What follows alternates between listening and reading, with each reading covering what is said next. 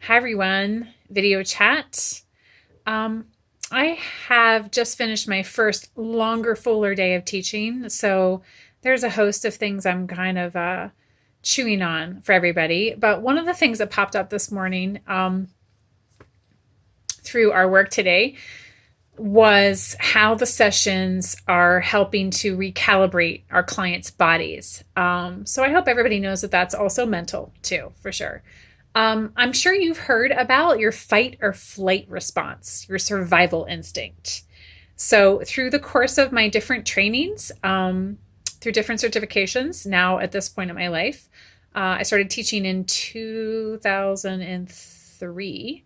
So, uh, the colleagues and I, like some of my best friends, are body workers. And so, something that we kind of end up helping clients with and figure out is that your body has a response to stress called your fight or flight. So, your fight or flight is a um, overall system response in all the different systems of your body. It's more than muscular.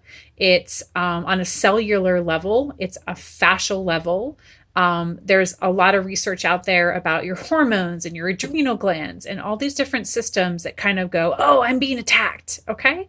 So back in the old fashioned days when we had to hunt for our food and we had to build our own shelters, our body had these responses to stress that would prevent us from going into shock.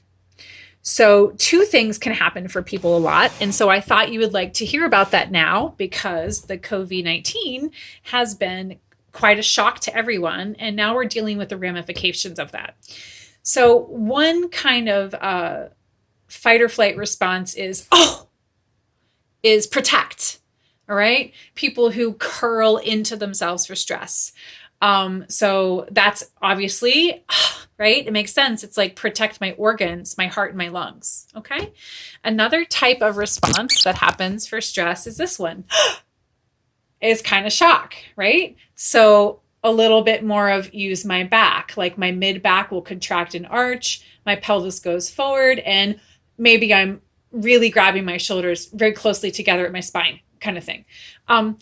And sometimes people use a combination of two things, right? I go like this in my middle body, like, totally surprise, scare, but then I go like that in my upper body.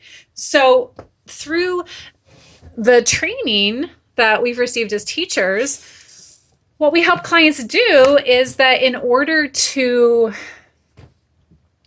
not be caught, you can get caught in your fight or flight response in those different layers of in those different systems of your body. You can kind of get stuck in a pattern that would be like this in the back, in the pelvis, or like that in the chest and in the like the diaphragm and the thorax area and in the spine and pelvis. You can get kind of stuck in one of those patterns or combinations of the patterns. So the methods of Pilates and gyrokinesis help you unwind those patterns, the response of your body to stress. They unwind those patterns and they more or less just make you neutral.